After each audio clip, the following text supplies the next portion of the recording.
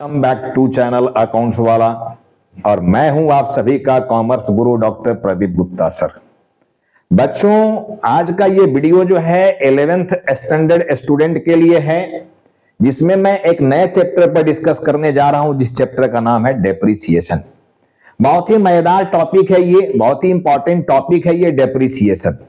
देखो, आगे भी जब आप 12 में जाओगे, अभी तो आपका बेस यहां पर स्ट्रांग बनाना है, क्योंकि 11th में आए ही हो, तो ये चैप्टर देखो कितना इंपॉर्टेंट चैप्टर है। 12 में भी इसकी जरूरत पड़ेगा। आगे जब बढ़ोगे, बीकॉम करोगे, एमकॉम करोगे, सीए, कॉस्टिंग, सीएस कहीं भी जाओगे, ये चैप्टर आपका पीछा नहीं छोड़ेगा। डेप्रिसिएशन इतनी इंपॉर्टेंट वर्ड है, इतनी इंपॉर्टेंट चैप्टर है। तो डेप्रिसिएशन पर आज हम लोग फुल डिस्कशन करेंगे। डेप्रिसिएशन है क्या, देखो व्हाट डेप्रिसिएशन क्या है, इस पर हम लोग डिस्कस करने जा रहे हैं। आज ये लेक्चर 1 हमारा है, देखो डेप्रिसिएशन का, जिसमें हम लोग डिस्कस करेंगे कि डेप्रिसिएशन जो है ये व्हाट, डेप्रिसिएशन क्या है, what, calculation of depreciation, depreciation को कैसे कैलकुलेट किया जाता है, कैलकुलेशन ऑफ डेप्रिसिएशन कैसे कैलकुलेट करें, कैलकुलेशन सीखना है, डेप्रिसिएशन कैसे निकाला जाता है, ठीक है ना। ये थ्योरेटिकल के साथ साथ मैथमेटिकल कैलकुलेशन इसमें पढ़ा हुआ रखना बैठ के। साथ में क्या करना है, डेप्रिसिएशन कैसे कैलकुलेट किया जाएगा, कैसे निकाला जाएगा, ये कैलकुलेशन सीखना है अपने को, कैलकुलेशन ऑफ डेप्रिसिएशन। तीसरा इसमें बोला जाता है लेजर बनाने के लिए, देखो लेजर बनाने के लिए बोला जाता है। और जब लेजर बनाना है बेटे, तो स्वाभाविक है दिमाग में जर्नल आना चाहिए। तो लेजर बनाने के लिए हमको जर्नल की भी आवश्यकता पड़ेगी, चाहे जितने जर्नल की आवश्यकता पड़े। तक कुल मिला के देखो, ये चार जो बात आप देख रहे हो, ये चारों मैटर, चारों बात पर हम लोग 1 बाय 1 डिस्कस करने जा रहे हैं कि डेप्रिसिएशन जो है ये व्हाट क्या है। पहले मैं इस पर आ रहा हूं, डेप्रिसिएशन क्या है। देखो लिखा हुआ it is an indirect expense. Depreciation जो होता है वो इनडायरेक्ट एक्सपेंस होता है, ठीक है ना। वैसे तो देखो there are mainly 3 type of expense, ये स्मार्ट क्लासेस में मैं बताया था। और वैसे जो जर्नल की वीडियो 15-15 लोड किए गए हैं शुरू में, उसमें भी एक्सपेंस के सारे टाइप समझाए गए हैं कि there are 3 types of expense, main types. पहला एक्सपेंस रेवेन्यू एक्सपेंस, दूसरा होता है कैपिटल नेचर एक्सपेंस, और तीसरा डेफर्ड एक्सपेंस। लेकिन जो रेवेन्यू एक्सपेंस होते हैं, अब कहोगे कि रेवेन्यू किसको कहा जाएगा सर, कैपिटल किसको कहा जाएगा, डेफर्ड किसको कहा जाएगा, इसके लिए सेपरेट वीडियो बना हुआ है बेटे, उसको देख लेना। वैसे जहां जरूरत पड़ेगी बीच में, आगे भी जरूरत पड़ेगी फाइनेंशियल स्टेटमेंट में, वहां फिर से हम लोग डीप डिस्कशन करेंगे उस पर। बट ये तीनों पर सेपरेट एक वीडियो बना हुआ एक्सपेंस को लेकर, आप वहां जाकर उसको देखो, पूरी बात क्लियर हो जाएगी, ठीक है ना। तो जो रेवेन्यू एक्सपेंस होते हैं उसके 2 टाइप्स होते हैं, डायरेक्ट एंड इनडायरेक्ट। जैसे मान लो गुड्स में भी मैं बताया था कि गुड्स भी 2 तरह के होते हैं, उस पर भी स्मार्ट क्लासेस बना हुआ है, ट्रेडिंग नेचर का गुड्स, यूजिंग नेचर का गुड्स। जिस गुड्स को बेचने के पर्पज से खरीदे हो ट्रेडिंग नेचर गुड्स, और जिसको यूज करने के पर्पज से खरीदे हो यूजिंग नेचर गुड्स, ये भी समझाया गया है। तो अगर मान लो कोई ट्रेडिंग नेचर गुड्स है, तो कहीं भी किसी कंपनी से खरीद के लाओगे, जिस चीज का दुकान खोले हो अपना, आपका जहां भी ऑफिस है, सामान भी तो वहीं नहीं ना मिल रहा है जी। आप सामान कहीं से खरीद के लाओगे, जो भी मैन्युफैक्चरर है या जो भी होलसेलर है वहां से खरीद के ला रहे हो, तो वहां से खरीदकर अपने ऑफिस तक लाने में जितना भी एक्सपेंस होता है, ठीक है ना, अपने ऑफिस तक पहुंचने में जितना भी एक्सपेंस होता है, वो सब डायरेक्ट एक्सपेंस होते हैं। लेकिन ऑफिस में आने के बाद फिर उस पर जो एक्सपेंस होता है, जैसे ऑफिस में स्टाफ है ना जी, उसको सैलरी देंगे ना, ऑफिस है तो रेंट पेमेंट करेंगे ना, मार्केटिंग करना है तो एडवर्टाइजमेंट करेंगे ना। तो ऑफिस के थ्रू जो एक्सपेंस होते हैं, प्रोडक्ट ऑफिस में आ गया और उसके बाद जो एक्सपेंस हो रहा है वो इनडायरेक्ट एक्सपेंस होते हैं, ठीक है। तो होप कि आपको डायरेक्ट और इनडायरेक्ट एक्सपेंस समझ में भी आया होगा। हालांकि इस पर हम लोग फाइनेंशियल स्टेटमेंट में पूरा डिस्कशन करेंगे एक्सपेंस को लेकर। तो अभी ये समझो it is an indirect expense, indirect expense है। ये बोलता है कि it is charge on fixed assets. ये जो डेप्रिसिएशन चार्ज किया जाता है, डेप्रिसिएशन कैलकुलेट किया जाता है कौन सा एसेट्स पर, फिक्स्ड एसेट्स पर। अब फिक्स्ड एसेट्स और करेंट एसेट्स, ये क्लासिफिकेशन ऑफ एसेट्स में मैं समझा दिया था कि there are mainly 2 types of assets, पहला फिक्स्ड एसेट्स और दूसरा करेंट एसेट्स।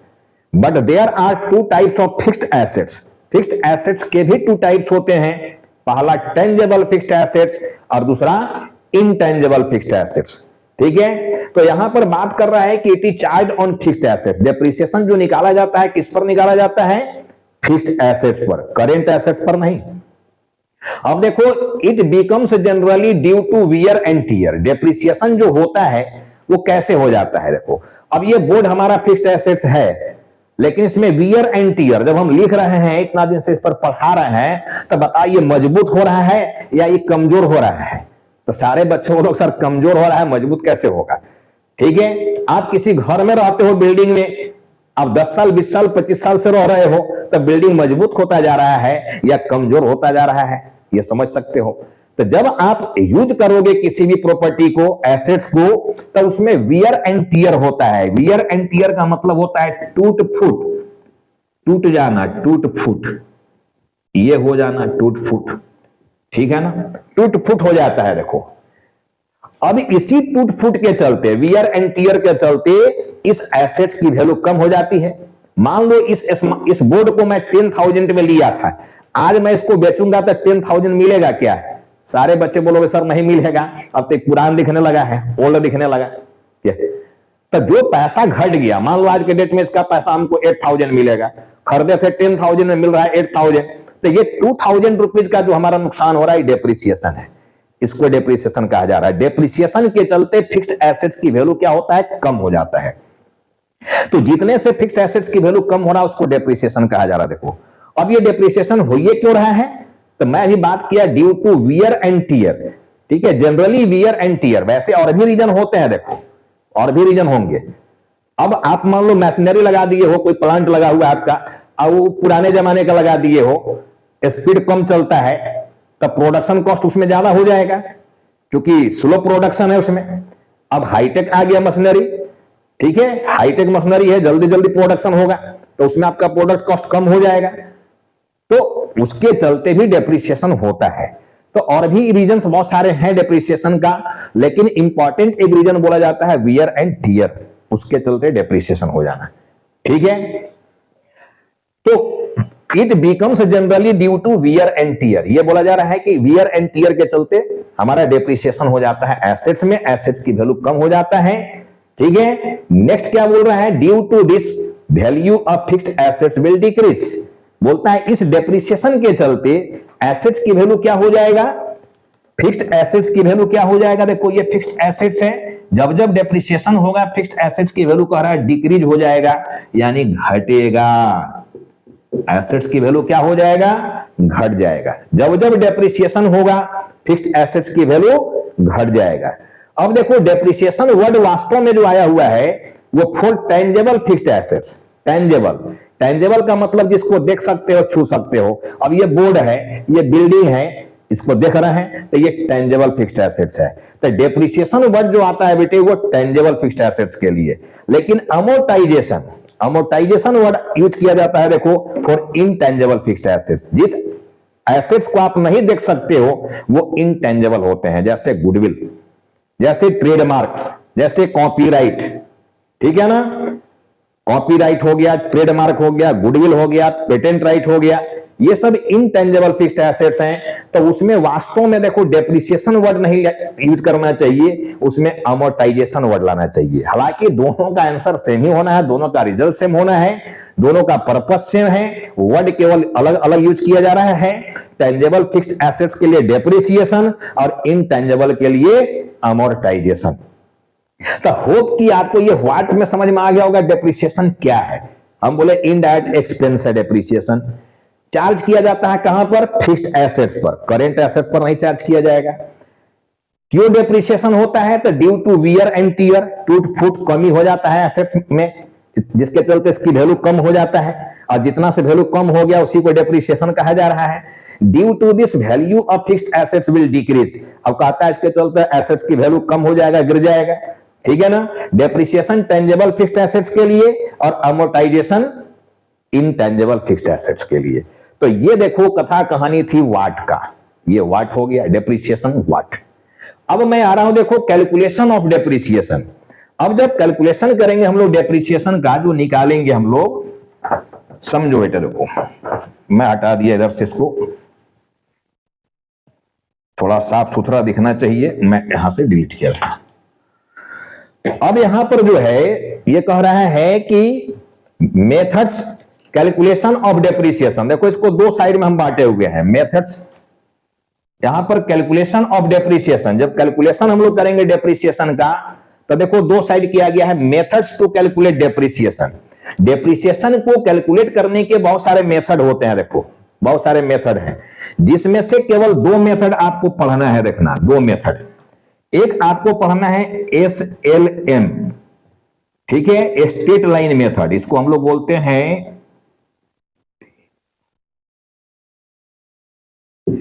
स्ट्रेट लाइन, ठीक है, मेथड, या इसी को बोला जाता है cost price method, cost price method, और इसी को कहा जाता है fixed instalment, fixed instalment method,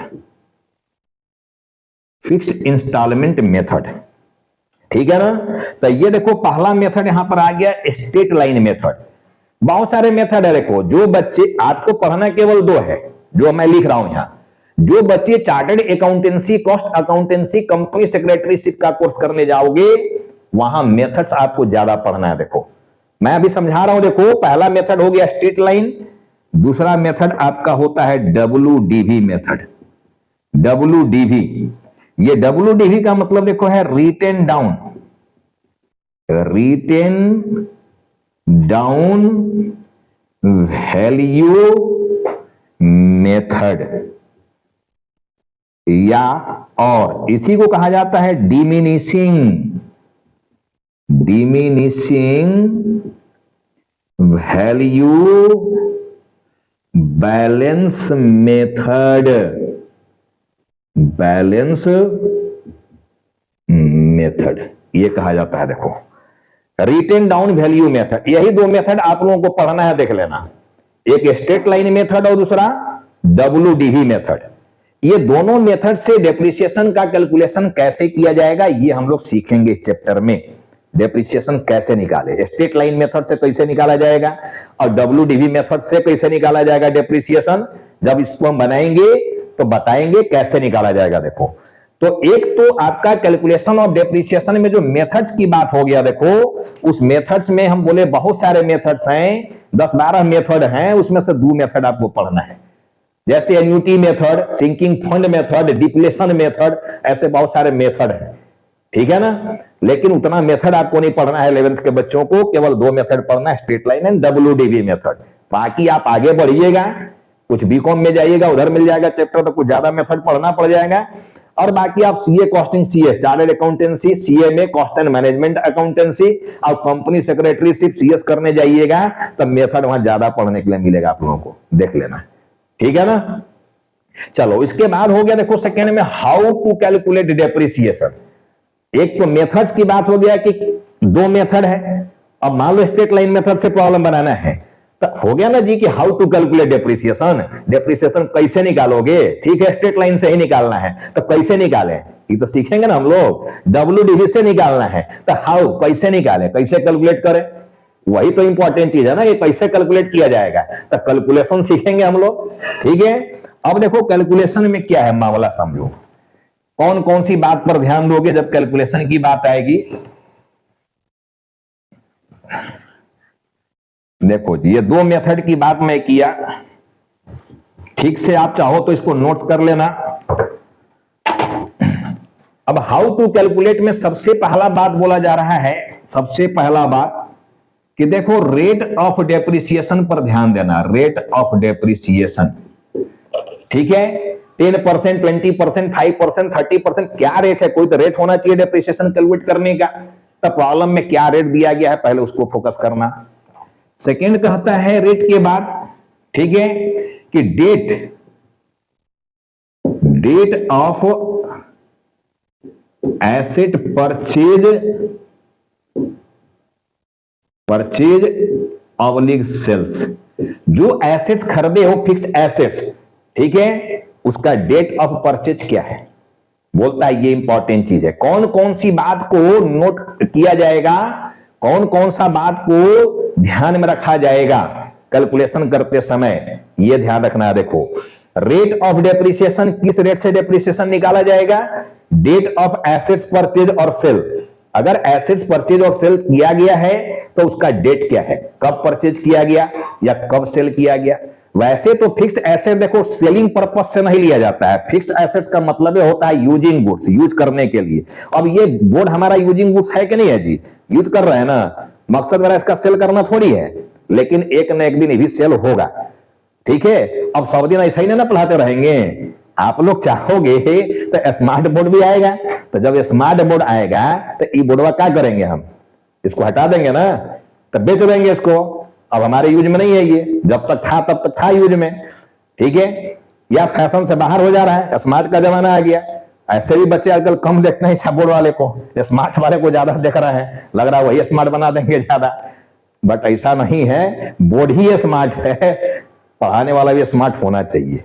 केवल बोर्ड स्मार्ट होने से काम नहीं चलेगा। देखो खूब बोर्ड स्मार्ट है, बस ऐसे ऐसे करो मिटने लगता है, उससे क्या लेना देना यार। देखो जो सिखा रहा है बैठ के, मेरा पर्पस है सिखाना, मैं सिखा रहा हूं, पढ़ा नहीं रहा हूं। देखो तो सीखो, आगे क्या होगा देखा जाएगा, सीखना है। देखो तो सेकेंड सबसे इंपॉर्टेंट चीज क्या आ गया, आप देखो date of assets purchase and sale. अगर एसेट्स खरीदा गया या बेचा गया तो उसका डेट क्या है, ये नोट करना है, ये दिमाग में रखना है। देखो तीसरी क्या इसमें बात हो गई, देखो जो रेट दिया रहता है, ये दो तरह से रेट दिया रह सकता है। देखो दो तरह से ये रेट जो है दो तरीके से दिया रह सकता है।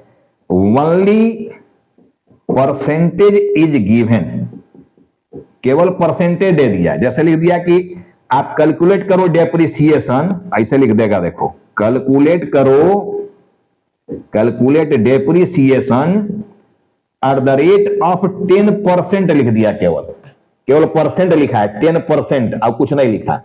तो डेप्रिसिएशन जब निकालोगे तब फॉर फुल ईयर निकाल देना, एक साल का। कोई टाइम देखने की जरूरत नहीं है, कब खरीदे थे कब बेचे थे, यह देखने की जरूरत नहीं है। एक साल का डेप्रिसिएशन सीधा निकाल दिया जाएगा, ठीक है ना, अगर परसेंटेज केवल दिया हुआ है तब। लेकिन अगर यहां पर if percentage per annum is given, अगर परसेंटेज पर एनम दिया हुआ है, जैसे लिख दिया कि 10% पर एनम डेप्रिसिएशन निकालो, ऐसे लिख दिया, पर एनम लगा दिया, पीए पर एनम, तब जो डेप्रिसिएशन निकालोगे उसके लिए परचेज और सेल का जो डेट है ये इंपॉर्टेंट हो जाएगा। यानी जो निकाला जाएगा डेप्रिसिएशन वो on the basis of use, ठीक है, टाइम बेसिस पर। देखो on the basis of use of fixed assets, F for fixed asset. देखना जितना समय आप फिक्स्ड एसेट्स को यूज किए हो उतने समय का डेप्रिसिएशन निकाला जाएगा, एक साल का नहीं। तो ये रेट बहुत ही इंपॉर्टेंट चीज है, ये रेट, इस पर फोकस करना कि रेट पर एनम में दिया हुआ है कि केवल परसेंटेज में दिया हुआ है। केवल परसेंटेज में दे दिया तो फिर परचेज डेट का, परचेज और सेल का डेटा देखने की जरूरत नहीं है, सीधे एक साल का डेप्रिसिएशन निकाल देंगे। लेकिन लिख दिया कि नहीं percentage per annum, depreciation calculate करो 10% पर एनम, तब समय देखना पड़ेगा, टाइम बेसिस पर निकाला जाएगा डेप्रिसिएशन। जितने समय आप एसेट्स को यूज किए हो उतने समय का डेप्रिसिएशन निकाला जाएगा, चाहे वो परचेज किए हुए हो या सेल किए हुए हो। तब वहां पर आपका ये समय, टाइम जो है बहुत इंपॉर्टेंट हो जाएगा। तो ये रेट पर ध्यान देना रखना, तीसरा पॉइंट रेट, ठीक है। चौथा पॉइंट में आ रहा हूं, देखो मैं चौथा पॉइंट क्या है आपका, फोर्थ पॉइंट में देखो आ रहा हूं मैं, कब से कब तक का डेप्रिसिएशन निकालोगे। नंबर 4 यानी अकाउंटिंग ईयर।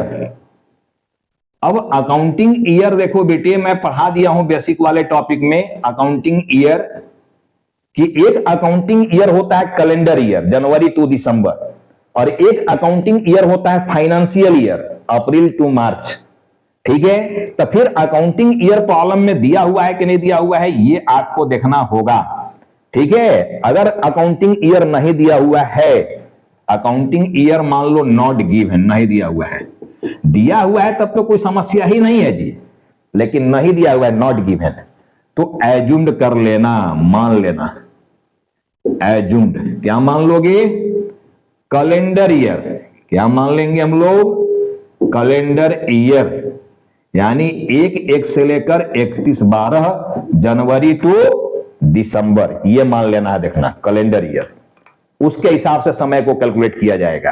तो ये 4 इंपॉर्टेंट चीज को कैलकुलेशन करते समय ध्यान में रखना कि रेट ऑफ डेप्रिसिएशन क्या है, डेट क्या है, रेट जो दिया गया उसमें केवल परसेंटेज है या पर एनम भी लगाया हुआ है, और अकाउंटिंग ईयर दिया हुआ है कि नहीं दिया हुआ है, दिया हुआ है तो ठीक है उसके अकॉर्डिंग बनाएंगे, और नहीं दिया हुआ है तो हम लोग मान लेंगे उसको कैलेंडर ईयर, ठीक है ना, यानी जनवरी टू दिसंबर। तो ये देखो ध्यान रखा जाएगा इन बातों को जब प्रॉब्लम बनाएंगे हम। तो डेप्रिसिएशन क्या है, व्हाट, ये मैं सिखाया। कैलकुलेशन जब करोगे तो मेथड की बात की कि 2 मेथड आपको पढ़ना है, स्ट्रेट लाइन मेथड और WDV मेथड।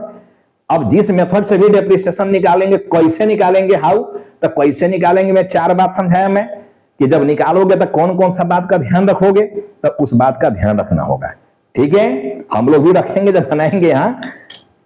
अब देखो इसके बाद हमारा जो यहां टॉपिक आ गया कि जब आप वर्किंग सीख जाओगे, यानी डेप्रिसिएशन निकालने जब आपको आ जाएगा, तब हम लोग क्या करेंगे, तब हम लोगों को लेजर बनाना है। देखो जब मैं वर्किंग सीख जाऊंगा तब हम लोग को आंसर में क्या बनाना है, ये लेजर बनाना है। किसका किसका लेजर बनाने के लिए बोल सकता है, जनरली एसेट का लेजर बनाने के लिए बोला जाता है कि एसेट अकाउंट बनाओ, जिस एसेट का डेप्रिसिएशन निकाल रहे हो उसी का लेजर बनाने के लिए बोल देता है। आंसर में लेजर ही मांगा जाता है, जान लो। लेजर बनाने के लिए मजबूरी आपको है वर्किंग करना, क्योंकि वर्किंग करोगे नहीं तो लेजर बनेगा नहीं। तो working is the part of answer, answer is ledger. Answer क्या है आपका, लेजर है। आंसर में आपको बनाना लेजर है, लेकिन लेजर बनाने के लिए आपको वर्किंग सीखना पड़ेगा, डेप्रिसिएशन कैसे निकाला जाए। जब तक निकालोगे नहीं तो फिर वो लेजर में जाएगा नहीं। तो working is the part of your answer, ठीक है ना, इज इट क्लियर, तो समझ रहे हो सब लोग।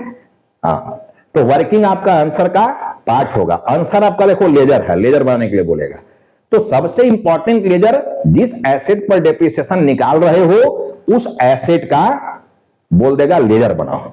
तो एक तो कंपलसरी लेजर हो गया एसेट का। दूसरा लेजर जो होता है देखो, ये सेकंड लेजर।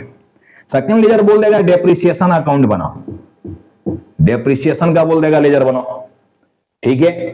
थर्ड आगे बढ़ोगे तब एक प्रोविजन बात आएगा, हालांकि प्रोविजन अभी मैं नहीं लिख रहा हूं, देखो आगे समझाएंगे प्रोविजन क्या है। तो 2 सबसे इंपॉर्टेंट लेजर आपका है एसेट अकाउंट, डेप्रिसिएशन अकाउंट। ये 2 लेजर, जिसमें से एक तो एकदम ही कंपलसरी है, जो कि हर प्रॉब्लम में आपको बनाना है, एसेट का लेजर। लेकिन जब प्रॉब्लम बोल दे कि नहीं डेप्रिसिएशन का भी लेजर बनाओ, तो फिर हम लोग को डेप्रिसिएशन का भी लेजर बनाना होगा। समझ में आ गया बात क्या करना है, क्लियर है यहां तक की बात। तो हम लोग को देखो आंसर में इसमें इस चैप्टर में लेजर बनाना है, ये जानना है। अब देखो जर्नल, भाई अब स्वाभाविक सी बात है कि जब लेजर बनाना है तो दिमाग में जर्नल होना चाहिए ना जी, बिना जर्नल के लेजर कैसे बना देगा, ठीक है। एसेट्स खरीदे हो तो उसकी एंट्री, डेप्रिसिएशन चार्ज करोगे तो उसकी एंट्री, डेप्रिसिएशन एक्सपेंस है तो मैं क्या समझाया था कि हर एक्सपेंसेस लॉसेस इनकम को ईयर इन में एनी हाउ क्लोज कर दिया जाता है, क्लोज कर दिया जाता है। क्यों क्लोज किया जाता है इसका भी मैं समझाया हुआ हूं सारा डिटेल्स पहले की वीडियो में, वहां जाकर देख सकते हो कि क्यों बंद किया जाता है, ठीक है। तो हर एक्सपेंसेस लॉसेस इनकम की 2 एंट्री होता है, एक प्राइमरी एंट्री और दूसरा secondary entry. Secondary entry is closing entry, that is transfer entry. Her expense loss income को ईयर इन में क्लोज करना होता है, बंद करना होता है, ठीक है ना। तो एक तो जब एसेट्स खरीदे हो तो खरीदने का जर्नल, जब जब डेप्रिसिएशन चार्ज करोगे डेप्रिसिएशन चार्ज करने का जर्नल। और depreciation is a type of indirect expense. तो जब इनडायरेक्ट एक्सपेंस हो गया तब बंद करेंगे ना जिसको, तब बंद करने की एंट्री। तब तीसरा एंट्री मेरा आएगा बंद करने की एंट्री। तब 3 एंट्री तो ऐसा ही दिख रहा है। तो जर्नल जब तक दिमाग में नहीं रहेगा तो आप लेजरवा कैसे बना देगा, लेजर बनेगा। जर्नल जब दिमाग में रहेगा तब ना लेजर बनेगा जी। तो जर्नल को भी दिमाग में रखना है। देखो अब वो जर्नल दिमाग में रखेंगे तो ये लेजर बनने लगेगा मेरा। समझ गए बात को? क्लियर है? अब जब आप लेजर बनाओगे, देखो जब लेजर बनाओगे आप, मान लो हमारा प्लांट एसेट्स का नाम है, ठीक है, plant and machinery, plant and machinery, ये मान लो हमारा नाम है एसेट्स का, प्लांट एंड मशीनरी अकाउंट, ये आ गया देखो, plant and machinery.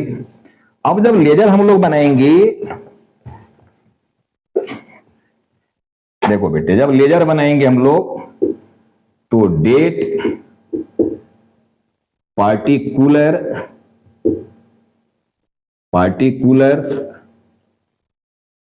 JF rupees and date, particular